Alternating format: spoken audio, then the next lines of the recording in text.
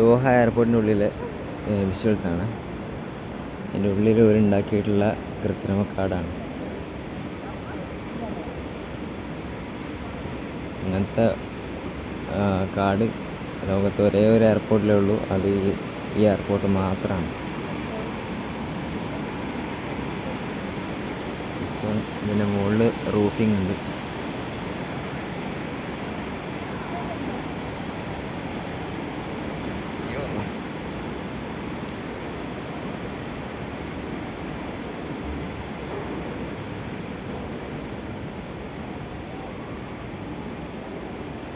മുകളിലൂടെ വേറെ നടക്കാൻ പറ്റിയിട്ടുള്ള സ്ഥലമുണ്ട്, നടപ്പാത. നല്ല ഫ്രഷ് എയർ ആസ്വദിക്കാം.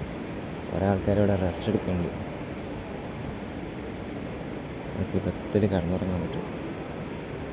മാഷാ അല്ലാഹ്.